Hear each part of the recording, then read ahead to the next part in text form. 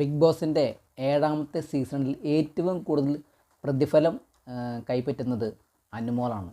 അനുമോളുടെ ഒരു തൊട്ടവാടി പോലെയാണ് അനുമോൾ. വളരെ പെട്ടെന്ന് പിണങ്ങുകയും അല്ലെങ്കിൽ കരയുന്ന ഒരു പ്രകൃതക്കാരിയാണ് അനുമോൾ. പക്ഷേ ഈ അനുമോൾക്കാണ് ഏറ്റവും കൂടുതൽ പ്രതിഫലം. ഏകദേശം 65,000 രൂപയിൽ മുകളിലാണ് അനുമോളുടെ പ്രതിഫല തുക.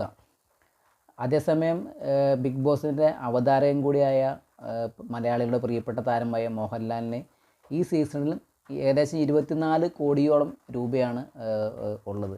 അതേസമയം സൽമാൻ ഖാൻ പോലുള്ള ആളുകൾക്ക് ഏകദേശം 250 കോടിയോളം രൂപയാണ് ബിഗ് ബോസിലെ അവരുടെ പ്രതിഫലം. ഓരോ ഹിന്ദി അതുപോലെ കന്നഡ, തമിഴ്, ഇങ്ങനെ തമിഴിൽ വിജയ് സേതുപതിയാണ്. അപ്പോൾ ഓരോ പല ഭാഷകളിൽ പല സംസ്ഥാനങ്ങളിലും ബിഗ് ബോസ് ഉണ്ട്.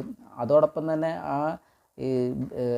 ഏറ്റവും കൂടുതൽ ആളുകൾ കാണുന്നതനുസരിച്ചാണുള്ള പ്രതിഫലമുണ്ട്. സ്വാഭാവികമായിട്ടും ഹിന്ദി കൂടുതൽ പോപ്പുലാരിറ്റി ഉള്ളതുകൊണ്ടാണ് ഹിന്ദിയിൽ അത്രയധികം പണം.